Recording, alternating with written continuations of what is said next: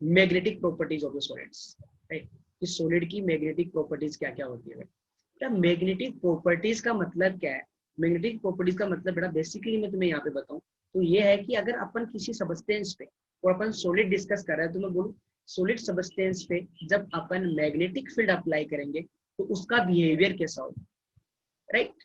जैसे जो magnetic properties होते हैं उनमें से दो magnetic properties like diamagnetic substances, paramagnetic substances, ये अपन ने 11th स्टैंडर्ड में पढ़ी है, राइट। पैरामैग्नेटिक सबस्टेंसेस वो होती है जिन पे एक्सटर्नल मैग्नेटिक फील्ड अप्लाई करने पे उन पे अट्रैक्शन लगता है, राइट, वीक अट्रैक्शन। और जो डायमैग्नेटिक होती है उन पे वीक रिपल्सन लगता है, राइट। तो बेटा अपन ने देखा था, आज अपन ये डिस्कस करेंगे कि जो पैरामैग्नेटिक सबस्टेंसेस है उनमें एक्सटर्नल मैग्नेटिक फील्ड की प्रेजेंस में वो अट्रैक्शन क्यों लगता है, वीक अट्रैक्शन, और डायमैग्नेटिक पे रिपल्शन क्यों लगता है, तो उनके अलावा भी क्या क्या मैग्नेटिक प्रॉपर्टीज पॉसिबल है वो सब अपन डिस्कस करेंगे। तो अपन बिल्कुल बेसिक से स्टार्ट कर रहे हैं, राइट। तो बेटा सबसे पहला वर्ड अपने पास what is the magnetic field. Magnetic properties की बात कर रहे हैं तो अपन क्या बोल रहे हैं कि एक्सटर्नल मैग्नेटिक फील्ड लगा रहे हैं ये सब, तो अपन पहले यही देखते थे कि what is the magnetic field. बेटा every moving charge, any moving charge particle क्या जनरेट करता है बेटा, मैग्नेटिक फील्ड। अगर कोई भी चार्ज पार्टिकल मूव कर रहा है तो वो क्या जनरेट करेगा बेटा, मैग्नेटिक फील्ड। बेटा तुम्हें पता है हर एक चार्ज पार्टिकल का इलेक्ट्रिक फील्ड होता है, राइट। हर एक charge particle electric field produce करता है जो कि चार्ज की एक प्रॉपर्टी है, ये सुनो। तो बेटा अगर चार्ज मूविंग चार्ज जब चार्ज मूव करेगा बेटा तो उससे क्या जनरेट होता है, मैग्नेटिक फील्ड, राइट। ये सुनो तुमने पढ़ा है फिजिक्स में कि इलेक्ट्रिकल फील्ड में चेंज से मैग्नेटिक फील्ड जनरेट होता है और मैग्नेटिक फील्ड में चेंज से इलेक्ट्रिक फील्ड जनरेट होता है, राइट। ये चीज तुमने फिजिक्स में स्टडी की है। तो बेटा मैग्नेटिक फील्ड कैसे जनरेट होगा, अगर कोई भी चार्ज पार्टिकल मोशन में है तो डेफिनेटली वो एक मैग्नेटिक फील्ड प्रोड्यूस करेगा बेटा, डेफिनेटली कुछ ना कुछ मैग्नेटिक फील्ड पक्का प्रोड्यूस करेगा। फॉर एग्जाम्पल बेटा तुम्हारे पास कोई कंडक्टर है जिसमें करंट फ्लो कर रहा है, करंट फ्लो कर रहा है मतलब आयन से इलेक्ट्रॉन फ्लो कर रहा है, चार्ज पार्टिकल मूव कर रहा है, तो डेफिनेटली क्या जनरेट होगा बेटा, मैग्नेटिक फील्ड। ये सुनो तुमने एक चीज बोली बेटा, अगर कोई भी चार्ज पार्टिकल मूवमेंट कर रहा है, मोशन में है, तो वो मैग्नेटिक फील्ड जनरेट करेगा। जैसे कि एक करंट वायर में, इलेक्ट्रिसिटी वायर में इलेक्ट्रॉन फ्लो करता है तो डेफिनेटली बेटा उनसे मैग्नेटिक फील्ड भी जनरेट होगा। जैसा कि तुमने फिजिक्स में स्टडी भी किया होगा बेटा, राइट। कि तुम अगर ये वायर है तो करंट की डायरेक्शन में से अपना थंब करके ऐसे निकालते हो ना, मैग्नेटिक फील्ड का डायरेक्शन जैसे, ये सुनो निकालते कि नहीं निकालते बेटा, right hand thumb rule. Right. Okay बेटा नेक्स्ट पॉइंट बोलना बेटा, तुमने एक पॉइंट बोला कि every moving particle magnetic field produce करेगा बेटा। तुम्हें पता है कि हर एक एटम में इलेक्ट्रॉन्स होते हैं, राइट। एटम के अंदर इलेक्ट्रॉन्स होते हैं कि नहीं होते, और बेटा इलेक्ट्रॉन एटम के चारों तरफ, एटम में न्यूक्लियस के चारों तरफ भी रिवॉल्व करता है और अपनी एक्सिस के अलोंग स्पिन भी करता है। मानते कि नहीं मानते बेटा। और तुमने एक पॉइंट पहले ही बोल दिया कि every charge particle magnetic field generate करता है बेटा। हर एक एटम के अंदर इलेक्ट्रॉन मोशन में है, वो जस्ट लाइक सोलर सिस्टम जिस टाइप से अर्थ सन के चारों तरफ भी रिवॉल्व करती है और अपनी एक्सिस पे भी रिवॉल्व करता है, एग्जैक्टली वैसे ही इलेक्ट्रॉन एटम के अंदर न्यूक्लियस के चारों तरफ भी रिवॉल्व करता है और अपनी एक्सिस की तरफ, अपनी एक्सिस पे भी रिवॉल्व करता है बेटा, राइट। तो क्या उससे भी मैग्नेटिक फील्ड जनरेट होगा, डेफिनेटली बेटा उससे भी मैग्नेटिक फील्ड जनरेट होगा बेटा, राइट। ओके अब तुमने फिजिक्स में डायग्राम देखा होगा बेटा, एक मैग्नेट है, मैग्नेट के दो पोल होते हैं बेटा, एक नॉर्थ पोल और एक साउथ पोल। और तुमने ऐसी मैग्नेटिक फील्ड लाइंस भी ड्रॉ की होगी जो नॉर्थ पोल से निकलती है और साउथ पोल से एंटर करती है, राइट। ये किसको डिनोट कर रहा हूँ बेटा मैं, मैग्नेटिक फील्ड लाइंस। ओके अब अपन पढ़ते हैं बेटा magnetic dipoles, right. Magnetic dipoles क्या होता है बेटा, इलेक्ट्रिकल डाइपोल सबको पता है ना क्या होता है। इलेक्ट्रिकल डाइपोल क्या होता है बेटा, दो चार्ज, ये मान लो और प्लस, ठीक है, अगर वो आर डिस्टेंस से सेपरेटेड है इनको अपन क्या बोलते हैं, इलेक्ट्रिकल डाइपोल बोलते हैं कि नहीं बोलते, राइट। फॉर एग्जांपल अपन अगर केमिस्ट्री की बात करें तो अपन देखते थे बेटा कि कोई पोलर कंपाउंड जैसे HCl एक पोलर मॉलिक्यूल है, राइट। क्लोरीन की इलेक्ट्रोनेगेटिविटी ज्यादा है तो इसमें पार्सली नेगेटिव चार्ज, इसके पार्सली पॉजिटिव चार्ज, तो ये पोलर मॉलिक्यूल है जिसमें दो चार्ज एक डेफिनेट डिस्टेंस से सेपरेटेड है, राइट। एक फाइनाइट डिस्टेंस से सेपरेटेड है ना बेटा, इसके लिए अपन डाइपोल मोमेंट नहीं निकालते थे बेटा, mu equal to q into d, याद है ये सुनो, charge into distance between two charges, dipole moment. तो बेटा जिस टाइप से इलेक्ट्रिकल डाइपोल में, जिस टाइप से इलेक्ट्रिकल डाइपोल होता है ना बेटा, वैसे मैग्नेटिक डाइपोल भी होता है। ठीक है, लेकिन इलेक्ट्रिकल डाइपोल में चार्जेस रहते हैं, यहाँ पे पोल रहेंगे बेटा, north and south pole, right. तो बेटा हर एक स्मॉल मैग्नेट एक मैग्नेटिक डाइपोल होता है, जिसमें बस चार्ज की जगह क्या होता है बेटा, north pole and south pole. Clear है सबको? जिस टाइप से इलेक्ट्रिकल डाइपोल होता है बेटा, जिसमें दो चार्ज एक फाइनाइट डिस्टेंस से सेपरेट रहते हैं, उसी टाइप से बेटा मैग्नेटिक डाइपोल में चार्ज की जगह क्या रहेगा बेटा, north pole and south poles बेटा। तो what is the magnetic dipoles? Magnetic dipoles is a small magnet composed of north and south poles instead of positive and negative charge. Clear है बेटा? अब जैसे अपन इलेक्ट्रिकल डाइपोल मोमेंट निकाले थे, वैसे अपन magnetic dipole moment भी निकालेंगे बेटा, राइट। और मैग्नेटिक डाइपोल मोमेंट, या मैं बोलूँ बेटा मैग्नेटिक मोमेंट क्या होता है बेटा, देखो हर एक जो मैग्नेट है उसके दो पोल होंगे, north pole and south pole, yes और नो? ठीक है, तो बेटा अपने को मैग्नेटिक डाइपोल मोमेंट समझना है। ओके, हर एक मैग्नेट होता है, उसको मैं डाइपोल बोल सकता हूँ बेटा? क्या हर एक मैग्नेट को मैं मैग्नेटिक डाइपोल बोल सकता हूँ? बोल सकते हैं ना बेटा, क्योंकि उसके दो पोल्स है, now north pole and south pole. ठीक है, अभी अपन बात कर रहे हैं मैग्नेटिक डाइपोल मोमेंट, राइट बेटा। मैग्नेटिक डाइपोल मोमेंट क्या होता है? जब अपन एक्सटर्नल मैग्नेटिक फील्ड अप्लाई करेंगे मैग्नेटिक डाइपोल पे, तो उसकी जो रोटेटिंग एबिलिटी है बेटा, जो उसकी रोटेटिंग एबिलिटी है, उसका मेजरमेंट होता है बेटा मैग्नेटिक डाइपोल मोमेंट। तो तुमसे कोई बोलते कि what is the magnetic dipole moment, तो बोला the measurement of ability of a magnetic dipole to क्या बेटा, रोटेट इटसेल्फ। एक मैग्नेटिक डाइपोल की खुद को एक्सटर्नल मैग्नेटिक फील्ड की प्रेजेंस में रोटेट करने की जो एबिलिटी है, उसी का मेजरमेंट होता है बेटा मैग्नेटिक डाइपोल मोमेंट। देखो बेटा, नीचे मैंने एक मैग्नेट बनाया है, मैग्नेट के दो पोल है बेटा, south and north pole. Magnetic moment किस डायरेक्शन में होता है बेटा? साउथ टू नॉर्थ पोल बेटा, और उसको ऐसे एरो से दिखाते हैं कि साउथ टू नॉर्थ पोल बेटा। तो अपन मैं है ना बेटा, जब भी ड्रॉ करूंगा ना, तो मैं ऐसा एरो दिखा रहा हूँ, मतलब मैं किसको दिखा रहा हूँ? मैग्नेटिक मोमेंट को दिखा रहा हूँ। किसको दिखा रहा हूँ बेटा? मैग्नेटिक मोमेंट को। जिस टाइप से अगर अपन एक इलेक्ट्रिकल डाइपोल पे मैं एक्सटर्नल इलेक्ट्रिक फील्ड अप्लाई करता हूँ, तो पॉजिटिव वाला चार्ज है उस पर ऊपर की तरफ फोर्स लगेगा, और जो नेगेटिव वाला है बेटा उस पर नीचे की तरफ फोर्स लगेगा। तो क्या वो रोटेट करेगा बेटा? यस और नो? सर और नो बेटा? करेगा। इससे बेटा उसी टाइप से अगर मैं एक मैग्नेट पे जिसपे north pole and south pole है बेटा, अगर उस पे एक्सटर्नल मैग्नेटिक फील्ड अप्लाई करूंगा, तो नॉर्थ पोल पे फोर्स ऊपर की तरफ लगेगा, और इस पे क्या एस पोल पे बेटा नीचे की तरफ लगेगा। मैं बोल सकता हूँ बेटा टॉर्क लगेगा। अगर मैं एक मैग्नेट पे एक्सटर्नल मैग्नेटिक फील्ड लगाएगी, तो उस पे टॉर्क लगेगा कि नहीं लगेगा? वो रोटेट करेगा ना बेटा। तो देखो बेटा, लेकिन नॉर्थ पोल पे क्यों ऐसा क्या बेटा? जस्ट ऊपर लाइक की तरफ फोर्स? बेटा, just like positive and negative, just like okay, positive and negative. ठीक है बेटा, बिल्कुल, तो बिल्कुल सिमेट्रिकली इनसे कंपेयर कर सकता है। देखो बेटा, एक चीज सुनना बेटा, ये जो मैग्नेटिक फील्ड था ये अपन ने लगाया ऐसे, राइट। तो ये नॉर्थ पोल क्या करेगा? ऊपर की तरफ जाएगा, ये साउथ पोल इधर की तरफ हो जाएगा। अगर मान लो फाइनली मैग्नेट ऐसा हो गया, नॉर्थ एंड साउथ, तो जो मैग्नेट था उसका मैग्नेटिक मोमेंट किस डायरेक्शन में होगा? जिस डायरेक्शन में तुमने क्या लगाया है बेटा? मैग्नेटिक फील्ड लगाया, राइट। यस और नो? जो तुमने मैग्नेटिक फील्ड इस डायरेक्शन में था, और जो मैग्नेट है तुम्हारा, उसका मैग्नेटिक मोमेंट भी किस डायरेक्शन में हो जाएगा? जिस डायरेक्शन में मैग्नेटिक फील्ड है, राइट।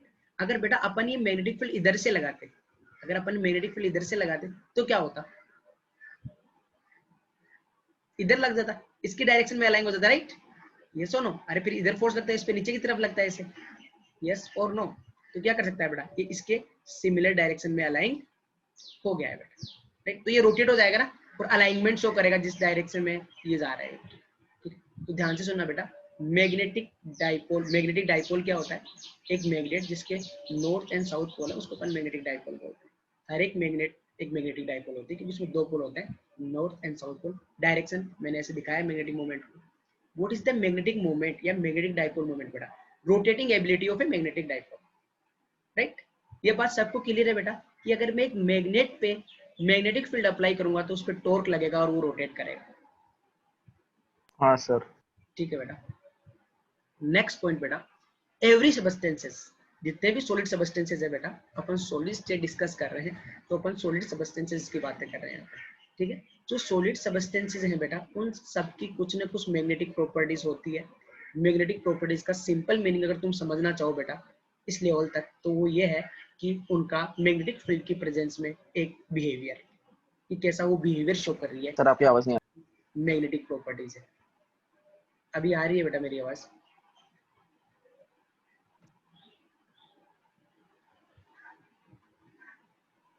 सर बीच में आपकी आवाज ही गायब हो गई। अभी आ रही है आवाज?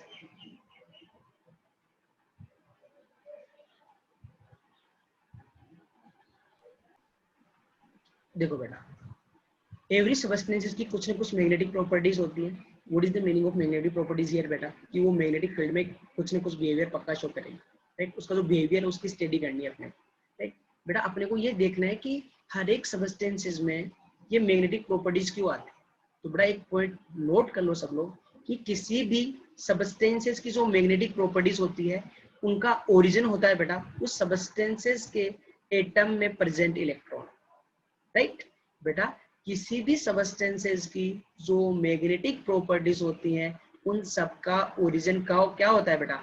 उसमें प्रेजेंट इलेक्ट्रॉन्स बेटा, क्योंकि तुम्हें पता है कि चार्ज पार्टिकल के मोशन से मैग्नेटिक फील्ड जनरेट होता है, ये सुनो। और बेटा एक सब जो इलेक्ट्रॉन्स है वो ऑर्बिटल के अंदर भी रिवॉल्व करता है और अपनी एक्सिस के अलोंग भी रिवॉल्व करता है। तो डेफिनेटली बेटा उससे क्या जनरेट होगा बेटा? Magnetic field. और मैग्नेटिक फील्ड तो मैग्नेटिक मोमेंट तो आएगा ही आएगा, राइट बेटा? ध्यान से सुनना बेटा, ठीक है? कि इलेक्ट्रॉन दो टाइप के मोशन कर रहा है, एक तो ऑर्बिटल में रिवॉल्व कर रहा है, एक वो अपनी एक्सिस के अलोंग स्पिन कर रहा है, राइट? तो उससे क्या आएगा बेटा? दोनों की मोशन की वजह से क्या जनरेट होगा? Magnetic field and magnetic moment, right?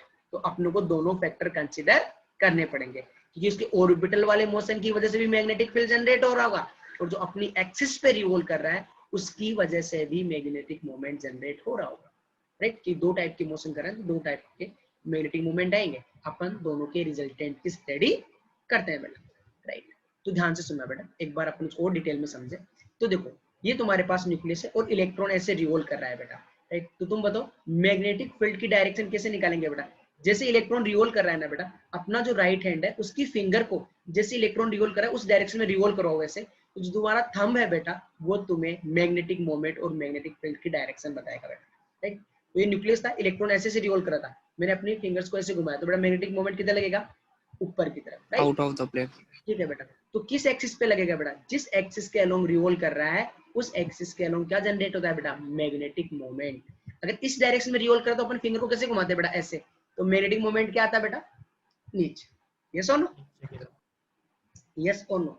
अब देखो बेटा स्पिन, आप ये तो कौन सा मैग्नेटिक मोमेंट स्टडी किया अपन ने? जब वो न्यूक्लियस के चारों तरफ रिवॉल्व कर रहा है बेटा। इलेक्ट्रॉन अपनी एक्सिस के अंदर भी रिवॉल्व करता है, अपनी एक्सिस के अलोंग भी तो रिवॉल्व करता है बेटा, तो उससे भी तो मैग्नेटिक मोमेंट आएगा। तो अगर बेटा ऐसे रिवॉल्व कर रहा है तो मैग्नेटिक मोमेंट ऊपर की तरफ, और ऐसे रिवॉल्व कर रहा है इस टाइप से तो मैग्नेटिक मोमेंट नीचे की तरफ, right?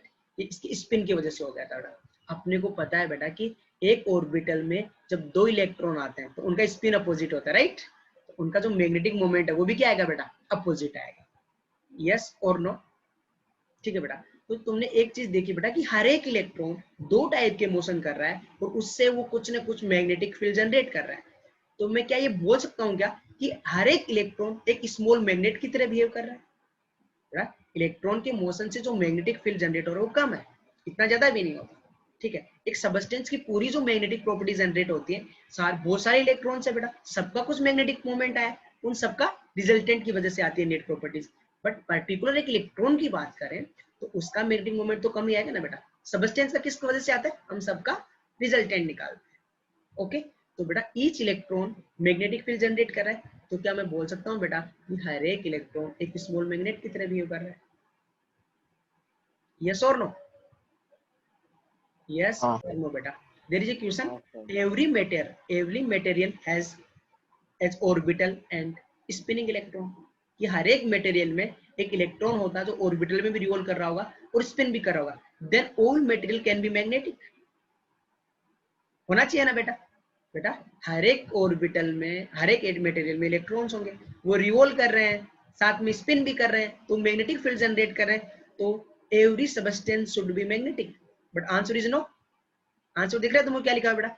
But answer is no बेटा। ऐसे सब्सटेंसेस ऐसे सबस्टेंसेस जिनमें all the electrons are paired, ऐसे सबस्टेंसेस जिसमें सारे इलेक्ट्रॉन्स पेयर्ड है।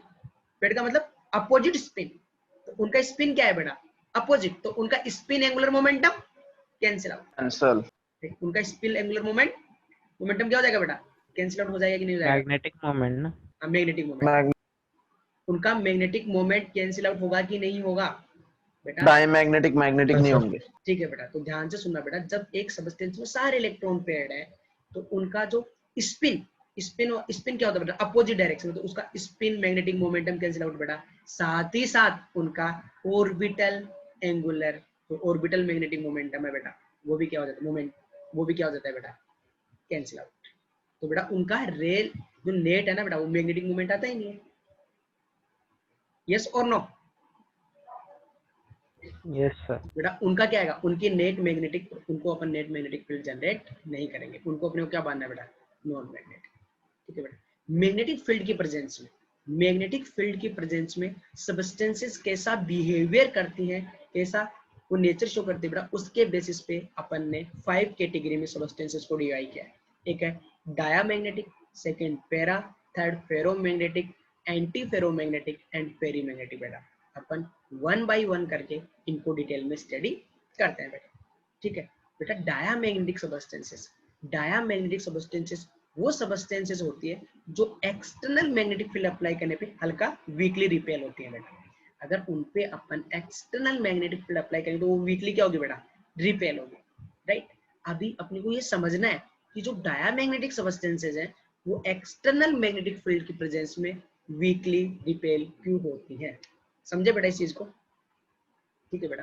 तो ध्यान से सुनना बेटा, डायामैग्नेटिक सबस्टेंसेस में कोई भी अनपेयर्ड इलेक्ट्रॉन नहीं होता है, all the electrons are paired. अगर all the electrons are paired है तो क्या करेंगे बेटा, वो एक दूसरे का जो मैग्नेटिक मोमेंट है, उस मोमेंटम है उसको कंप्लीटली बेटा, उसको क्या करेंगे, कंप्लीटली कैंसिल आउट, कैंसिल ये सुनो।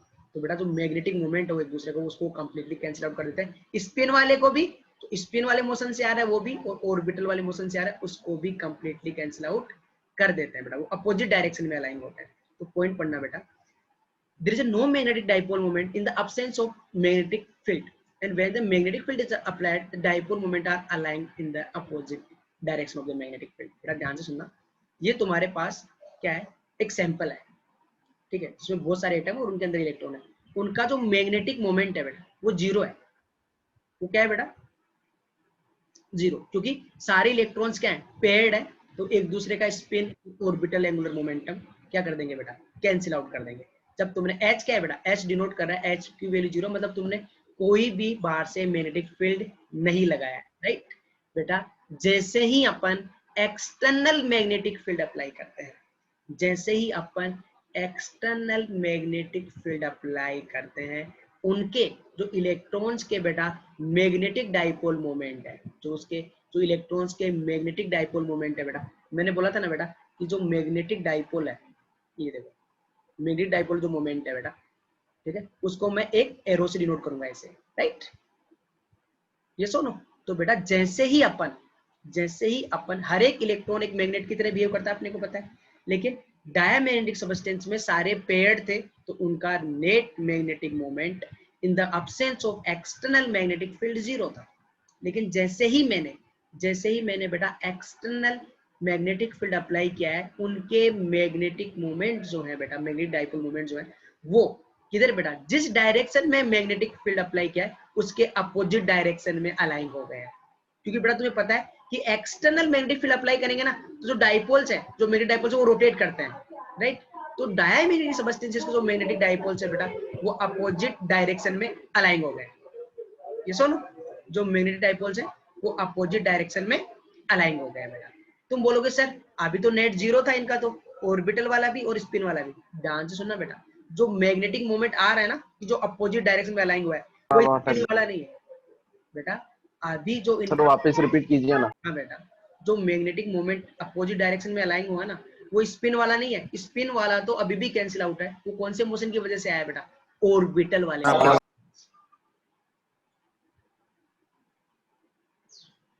आवाज आ रही है बेटा, अभी समझ में है कि बेटा मैं क्या बोलना चाह रहा हूँ, सर फील्ड लगाते हैं तो डाइपोल फील्ड के डायरेक्शन में होने चाहिए ना पर अलाइन। ये सुनो बेटा, इनका जो मोशन है, इनका जो मोशन था, जो इलेक्ट्रॉन्स उसमें रिवॉल्व कर रहे थे, उनका स्पिन वाला तो कंप्लीटली कैंसिल आउट था, राइट। जब अपन ने अप्लाई नहीं किया था तो ऑर्बिटल वाला और स्पिन वाला दोनों कंप्लीटली कैंसिल आउट थे। तो मैंने यहाँ पे इनका नेट कोई डाइपोल दिखाया ही नहीं है, कोई डाइपोल मूवमेंट आ ही नहीं रहा था। लेकिन जैसे ही मैंने यहाँ पे एक्सटर्नल मैग्नेटिक फील्ड अप्लाई किया है साइड, तो इलेक्ट्रॉन तो पेयर्ड ही रहेंगे अभी। अगर इलेक्ट्रॉन पेयर्ड हैं तो उनका स्पिन एंगुलर मोमेंटम जो है, मोमेंट जो है मैग्नेटिक मोमेंट, वो तो आएगा नहीं। बट अगर मैंने बेटा जो उनका ऑर्बिटल बेटा, उनका ऑर्बिटल वाला मोशन इस टाइप से, ऑर्बिटल वाला मोशन इस टाइप से अफेक्ट होता है बेटा, जिससे कि इनका जो मैग्नेटिक मोमेंट है वो जो एक्सटर्नल इलेक्ट्रिक फील्ड, जो इलेक्ट्रिक मैग्नेटिक फील्ड अपने अप्लाई किया उसके अपोजिट डायरेक्शन में सारे मैग्नेटिक डाइपोल्स अलाइन हो जाएंगे बेटा। शायद तो बोल रहा है मैग्नेटिक फील्ड अप्लाई किया कि इलेक्ट्रिक फील्ड? मैग्नेटिक फील्ड बेटा, मैग्नेटिक फील्ड। एच जो है वो एक्सटर्नल मैग्नेटिक फील्ड को डिनोट करता है, ठीक है बेटा। इसके एग्जांपल्स बेटा वो सब्सटेंसेस जिनमें कोई भी अनपेयर्ड इलेक्ट्रॉन नहीं है, राइट, ठीक है बेटा। तो बेटा it arises due to the change in the orbital motion of the electrons on the application of magnetic field. एक पॉइंट नोट करना बेटा, जो इसका जो मैग्नेटिक मूवमेंट आ रहा है ना एक्सटर्नल मैग्नेटिक फील्ड की प्रेजेंस में, जो ये अपोजिट डायरेक्शन में अलाइन हुए हैं बेटा, तुम जैसे ही इलेक्ट्रिक फील्ड रिमूव करोगे बेटा, जैसे ही मैग्नेटिक फील्ड रिमूव करोगे ना बेटा, ये वापस से ऐसे ही हो जाएंगे। इनका फिर से जो मैग्नेटिक डाइपोल मोमेंटम है बेटा वो वापस से जीरो हो जाएगा, ठीक है। ये परमानेंट मैग्नेटिक प्रॉपर्टी शो नहीं करते, परमानेंट मैग्नेट नहीं बनते ये बेटा, एक्सटर्नल मैग्नेटिक फील्ड की प्रेजेंस में ऐसे रहेंगे। अगर उसको जैसे तुमने हटाया वापस से उनका नेट मैग्नेटिक मोमेंटम जीरो हो जाएगा, राइट बेटा। अब अपन बात करते हैं बेटा पैरामैग्नेटिज्म या पैरामैग्नेटिक सब्सटेंसेस क्या होते हैं बेटा।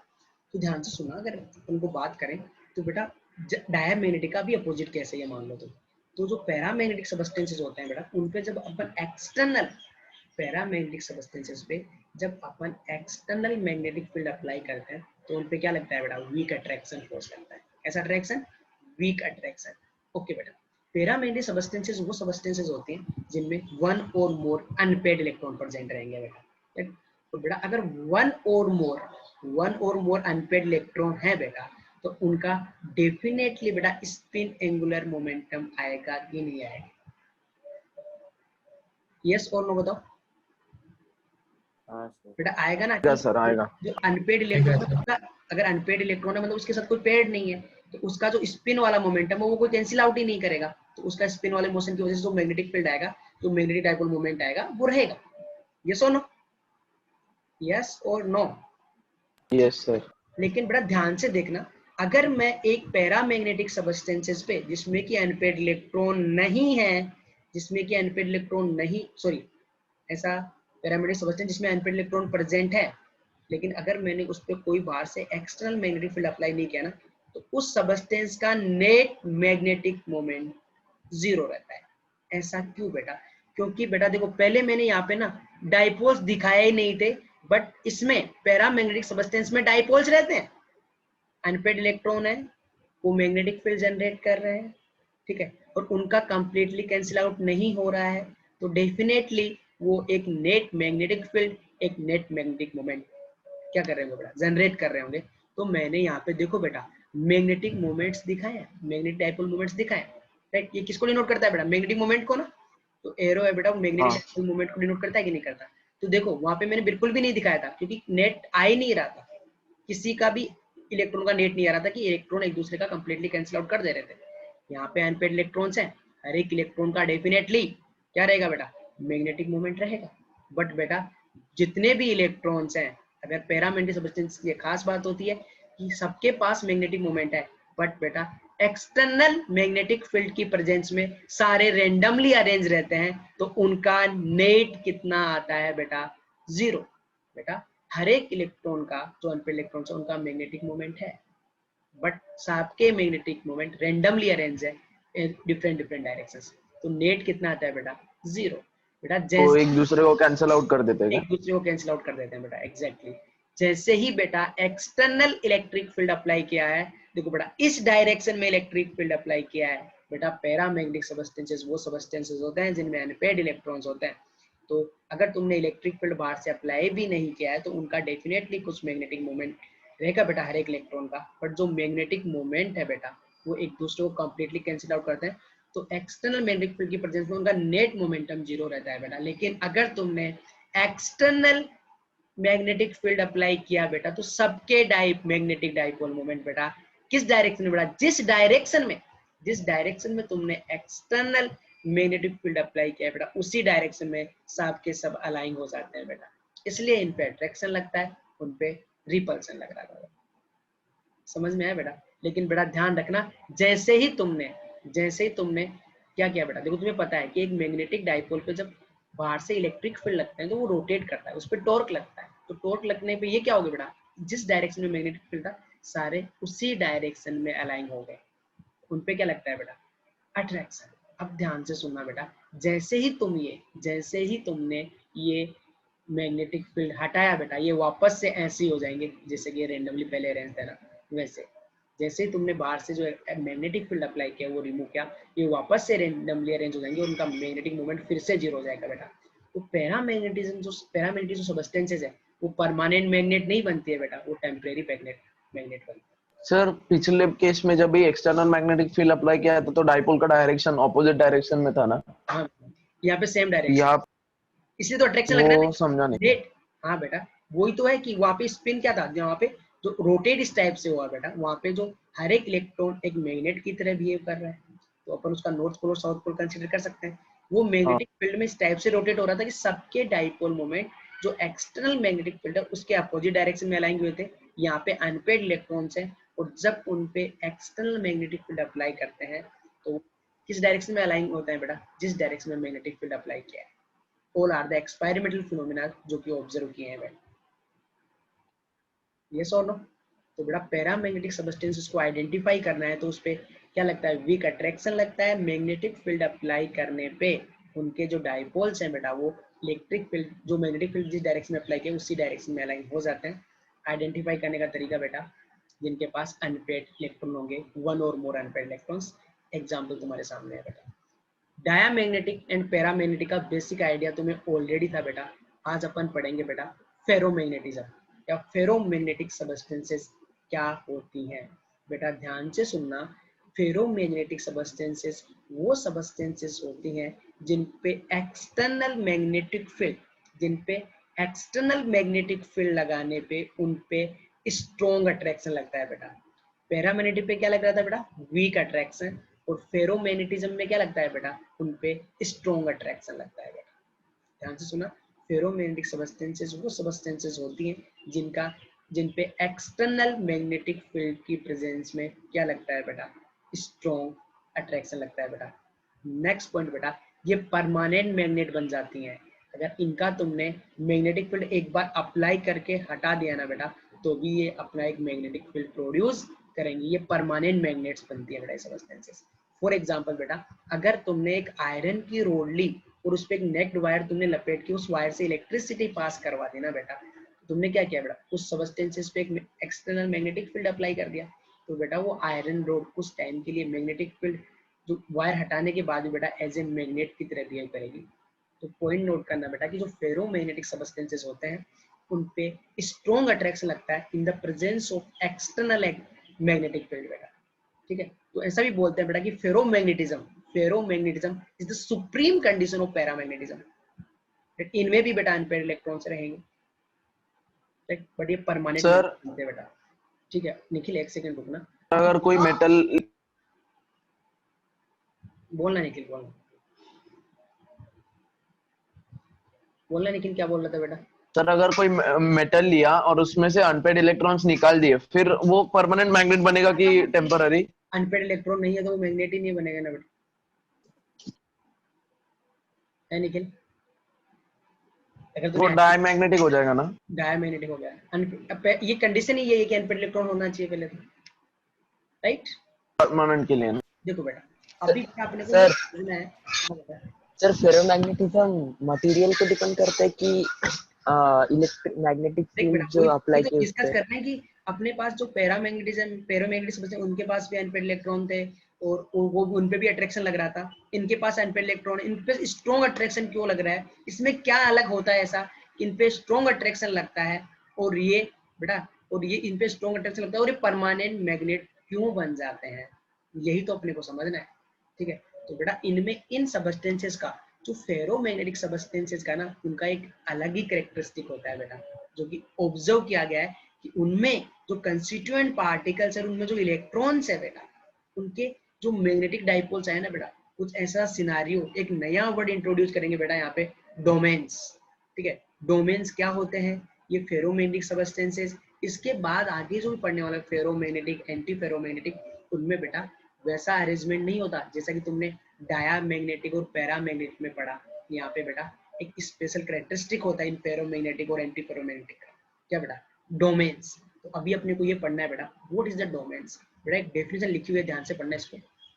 Ferromagnetic substances exhibit small volume regions in which the magnetic moments are aligned in the same direction. The region are called domains. ठीक है बेटा, फेरोमैग्नेटिक सबस्टेंसेस जो होते हैं उनमें ऐसे स्मॉल स्मॉल रीजन होते हैं जिनमें क्या होते हैं बेटा कि जैसे वो सब कंस्टिट्यूएंट पार्टिकल्स जिनका मैग्नेटिक मोमेंट, जिनके मैग्नेटिक मोमेंट्स बेटा सेम डायरेक्शन में थे, वो एक रीजन में अवेलेबल रहते हैं।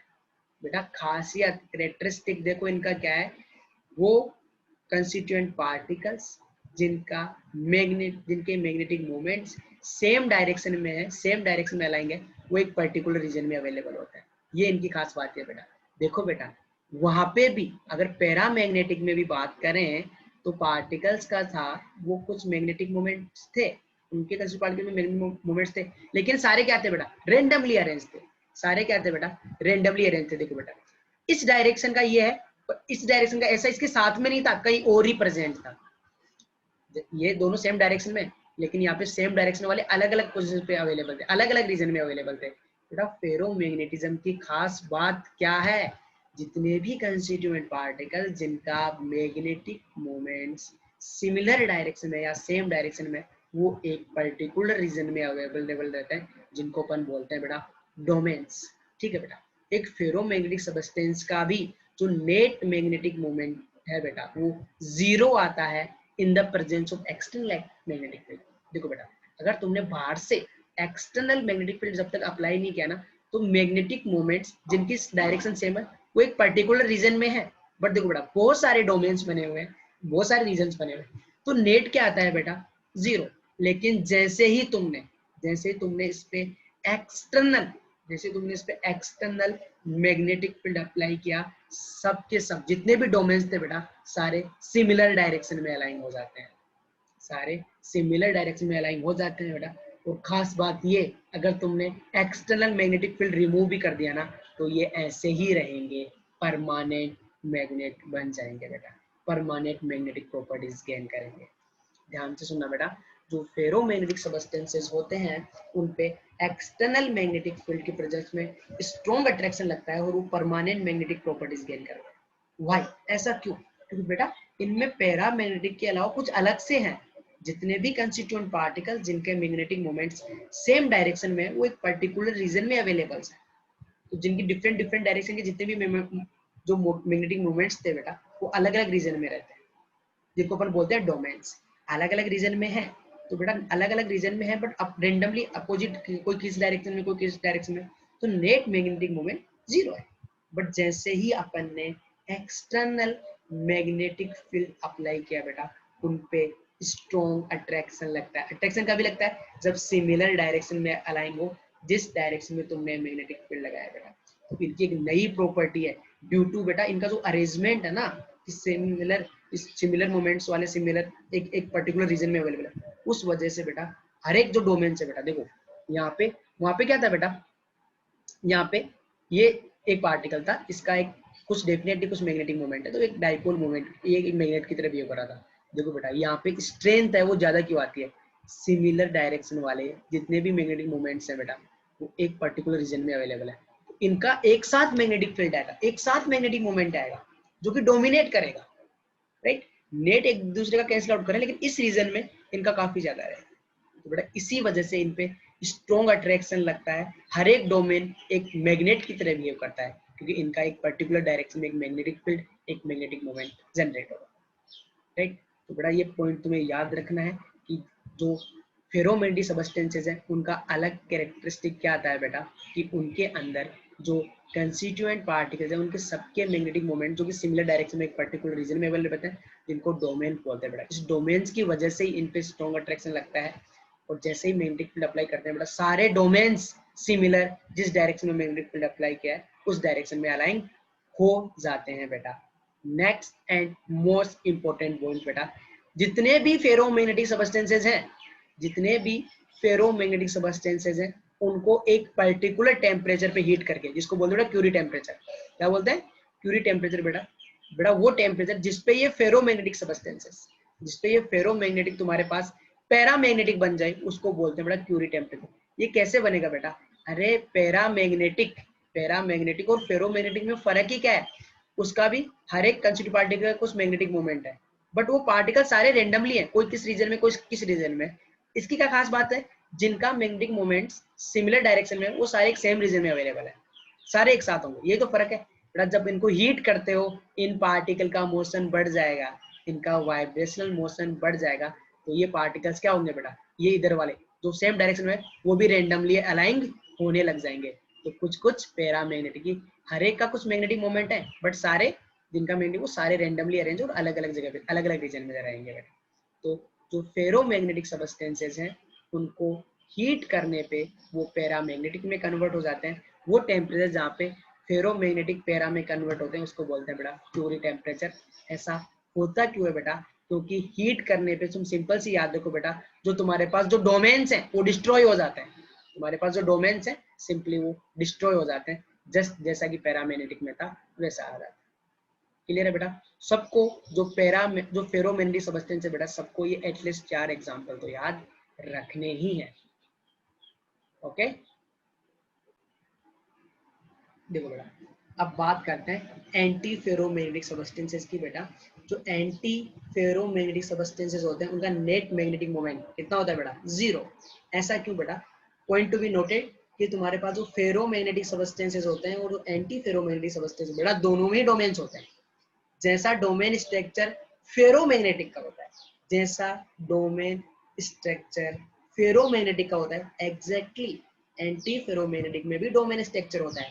बस फर्क इतना होता है बेटा कि एंटी फेरोमैग्नेटिक सबस्टेंसेस उनको बोलते हैं कि जब अपन एक्सटर्नल मैग्नेटिक फील्ड, जब अपन एक्सटर्नल मैग्नेटिक फील्ड अप्लाई करते हैं तो उनका नेट मैग्नेटिक मोमेंट 0 आता है, क्योंकि उनके जो डोमेन्स हैं बेटा वो इक्वल एंड अपोजिट डायरेक्शन में अलाइन होते हैं।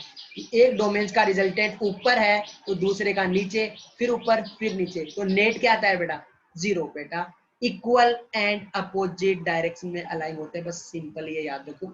फिर एंटी फेरोमैग्नेटिक में भी डोमेन स्ट्रक्चर होता है। एक्सटर्नल मैग्नेटिक फील्ड अप्लाई करने पे बेटा ऐसा नहीं होता कि सारे एक ही डायरेक्शन में जो मैग्नेटिक फील्ड है सारे उसकी डायरेक्शन में अलाइन हो गए या फिर उसके अपोजिट डायरेक्शन में अलाइन हो गए। बेटा क्या होता है इसमें कि कुछ डोमेन्स तो जिस डायरेक्शन में मैग्नेटिक फील्ड अप्लाई किया है उसमें अलाइन होता है, और कुछ अपोजिट डायरेक्शन में। जितने सेम डायरेक्शन में अलाइन हुए हैं उतने ही अपोजिट डायरेक्शन में अलाइन होते हैं बेटा। तो बेटा यहाँ पे जो डोमेन्स है इक्वल एंड अपोजिट डायरेक्शन में अलाइन हो जाते हैं बेटा। तो नेट कितना आएगा बेटा, 0। तो बेटा ये डायरेक्शन अगर फेरोमैग्नेटिक होता तो सारे सिमिलर डायरेक्शन में, अगर सर मतलब ये डोमेन से रीअरेंज होने के बाद वाला स्ट्रक्चर है ना ये? हाँ बेटा बाद का मैग्नेटिक फील्ड लगाने के बाद का इक्वल एंड अपोजिट डायरेक्शन में अलाइन हो गया बेटा, एक ऊपर एक नीचे, एक ऊपर एक नीचे, इक्वल एंड अपोजिट डायरेक्शन में। तो सर ये मैग्नेट ही नहीं रहा। हाँ बेटा नेट मैग्नेटिक मोमेंट 0 आ गया ना। हाँ सर अपोजिट डायरेक्शन में कैसे हो? क्या बेटा वो लगता है यार उसका मैग्नेटिक जो इलेक्ट्रॉन स्पिन करे थे उनका मैग्नेटिक मोमेंट कैसा था, वो जो मैग्नेट था उस टाइप से स्पिन किया, इस टाइप से उस पर टॉर्क लगाया कि वो अपोजिट डायरेक्शन में अलाइन हो गए, कुछ सेम डायरेक्शन में अलाइन हो गए बेटा, जो कि एक्सपेरिमेंटली ऑब्जर्व है बेटा। ठीक है इसलिए तो मैं बोल रहा हूँ कि ये एग्जांपल तुम्हें याद रखना है, ये अपन चेक नहीं कर सकते, देख के बता नहीं सकते। सर लेकिन सबके मैग्नेटिक पोल्स तो सेम डायरेक्शन में जाएंगे, सबके नॉर्थ के ऊपर, सबके साउथ के नीचे, तो ऑपोजिट कैसे होगा? बेटा ऐसा क्यों? वो इलेक्ट्रॉन इस टाइप से रोटेट, जो मैग्नेट है वो भी तो उल्टा हो सकता है ना, जो जनरेट होता है इलेक्ट्रॉन इस मैग्नेट की तरह बिहेव कर रहा है। देख बेटा सुनना, तो एक इलेक्ट्रॉन का ऐसा स्पिन था, स्पिन अप एंड डाउन होता है, नो इशू, पर एनपेड इलेक्ट्रॉन स्पिन अप भी हो सकता है, डाउन भी हो सकता है। एक का मैग्नेटिक मोमेंट ऊपर की तरफ आ रहा है, दूसरा जो अनपेड इलेक्ट्रॉन है कि दूसरे एटम में जो अनपेड इलेक्ट्रॉन है उसका स्पिन ऐसे भी हो सकता है। यस और नो? यार एक इलेक्ट्रॉन ऐसे रोटेट करे उसका मैग्नेटिक मोमेंट ऊपर की तरफ, दूसरा ऐसे रोटेट करे तो उसका उल्टा मैग्नेट बनेगा उसका। समझ रहे हो मैं क्या बोलना चाह रहा हूँ बेटा? देखो बेटा अनपेड इलेक्ट्रॉन है, मैग्नेट की तरह बिहेव करेगा, लेकिन एक ऑर्बिटल में मान लो 3 इलेक्ट्रॉन आ रहे हैं, तो ये तीनों का अप भी हो सकता है तो तीनों का डाउन भी हो सकता है। यस और नो? हाँ सर। उसमें तो नहीं ना, तीनों का स्पिन सेम डायरेक्शन है, किसी में अप है किसी में डाउन है। तो एंटी फेरोमैग्नेटिक में यही होता है बेटा कि सबका इक्वल एंड अपोजिट डायरेक्शन में होगा, कि जितनों का जिस सेम डायरेक्शन में होगा उतनों का एग्जैक्टली अपोजिट डायरेक्शन में होगा, उनका नेट जीरो आ गया बेटा। ऐसे सब्सटेंसेस को किस कैटेगरी में डाला बेटा? Anti ferromagnetic. ये कैटेगरी बेटा एक्सपेरिमेंटल स्टडी करके ये कैटेगरीज बनाई है कि वो सब्सटेंसेस हैं जिनमें डोमेन्स का जो मैग्नेटिक मोमेंट है, जब अपन एक्सटर्नल मैग्नेटिक फील्ड अप्लाई करते हैं तो उनके domains equal and opposite direction में अलाइन हो जाते हैं, जस्ट लाइक ऐसे। तो नेट क्या जाएगा बेटा? जीरो। ये जो एग्जांपल्स है एंटी फेरोमैग्नेटिक के, वो बहुत तो मोस्ट कॉमन एग्जांपल है बेटा, वो है जो तुम्हें याद रखना है, ठीक है। फेरोमैग्नेटिज्म बेटा, फेरीमैग्नेटिज्म। फेरीमैग्नेटिज्म क्या होता है बेटा? इनमें थोड़ा सा अलग केस है, ठीक है। जनरली जिन कंपाउंड का फॉर्मूला ये होता है ना Fe2O4, ये कंपाउंड ये फेरीमैग्नेटिज्म की प्रॉपर्टी शो करते हैं बेटा, just like Fe3O4, Me2O4, Zn2O4। ये ट्रिक है तुम्हें याद रखने के लिए। इनमें क्या होता है बेटा? डोमेन स्ट्रक्चर, इनमें भी डोमेन स्ट्रक्चर है, बट जब अपन मैग्नेटिक फील्ड अप्लाई करते हैं, जब अपन मैग्नेटिक फील्ड अप्लाई करते हैं तो कुछ डोमेन्स तो मैग्नेटिक फील्ड के डायरेक्शन में अलाइन होंगे और कुछ अपोजिट डायरेक्शन में अलाइन होंगे। तुम बोलोगे सर ऐसा तो उसमें एंटी फेरोमैग्नेटिक में होता, लेकिन एंटी फेरोमैग्नेटिक की खासियत क्या थी? जितने सेम डायरेक्शन में अलाइन हुए ना, अपोजिट डायरेक्शन में उतने अलाइन हुए, तो नेट जीरो। यहाँ पे ऐसा नहीं होता है बेटा, देखो ध्यान से, दो सेम डायरेक्शन में अलाइन हुए, एक अपोजिट डायरेक्शन में, फिर दो सेम, फिर अपोजिट डायरेक्शन। तो क्या इसका नेट जीरो हो सकता है? नहीं। इसका नेट जीरो हो सकता है बेटा? नहीं। तो बेटा एक मेडिकल के एग्जाम में क्वेश्चन पूछा था, मैग्नेटिक प्रॉपर्टीज फेरोमैग्नेटिक की ज्यादा होती है कि फेरीमैग्नेटिक की ज्यादा होती है? एनीवन? फेरो की। फेरो की। फेरो में फेरो। सबका स्पिन सेम डायरेक्शन में था, फेरो का हाँ। सबका स्पिन सेम डायरेक्शन में था। यहाँ पे कुछ का तो अपोजिट डायरेक्शन में है ना, नेट कैंसिल आउट नहीं हुआ है, राइट, बट कुछ तो अपोजिट कुछ तो अपोज कर रहे हैं ना। तो मैग्नेटिक प्रॉपर्टीज को अगर कंपेयर करें तो किसकी ज्यादा होंगी बेटा? फेरोमैग्नेटिक एज कंपेयर बेटा। सर इसमें वो नेट किधर होगा? नेट किधर भी हो फील्ड सकता के डायरेक्शन में कि अपोजिट? है, नेट किधर भी हो सकता है। मतलब वो अट्रैक्ट भी हो सकते हैं, रिपेल भी हो सकते हैं। ठीक है, नेट मैग्नेटिक प्रॉपर्टीज किसकी ज्यादा होगी, लेकिन फेरो की कंपेयर करेंगे कि एंटी फेरो की तो जीरो ही है ना। ये सो नो एंटी फेरोमैग्नेटिक की एक बेटा एक पॉइंट नोट करना है यहाँ पे। फेरी मैग्नेटिक जो है बेटा उसका भी डोमेन स्ट्रक्चर होता है। अगर अपन फेरी मैग्नेटिक को भी हीट करते हैं ना तो बेटा ये किसमें कन्वर्ट हो जाता है बेटा? पैरामैग्नेटिक में। बेटा फेरी मैग्नेटिक को भी जब हीट करते हैं तो इसका डोमेन स्ट्रक्चर डिस्ट्रॉय होके किसमें कन्वर्ट हो जाता है? पैरामैग्नेटिक में। वो डिस्ट्रॉय होने का reason, the atomic vibration increases with the increase the temperature and this lead to the misalignment of magnetic moments as they are free to rotate. कि तुम्हारे पास बेटा जो एटम्स है वो रोटेट कर सकते हैं, तो जो एटम रोटेट करेगा इलेक्ट्रॉन का, तो तुम्हारे पास बेटा जो मैग्नेटिक मोमेंट्स हैं वो रोटेट कर सकते हैं कि नहीं कर सकते? यस और नो? ठीक है बेटा। एटॉमिक वाइब्रेशन की वजह से जो बेटा तुम्हारे पास फेरोमैग्नेटिक और जो फेरी मैग्नेटिक है बेटा वो किस में कन्वर्ट हो जाते हैं? पैरामैग्नेटिक में कन्वर्ट होते हैं। और जिस टेम्परेचर पे ऐसा होता है उसको बोलते हैं बेटा क्योरी टेम्परेचर। ये तुम्हारे पास मैग्नेटिक प्रॉपर्टीज फिनिश।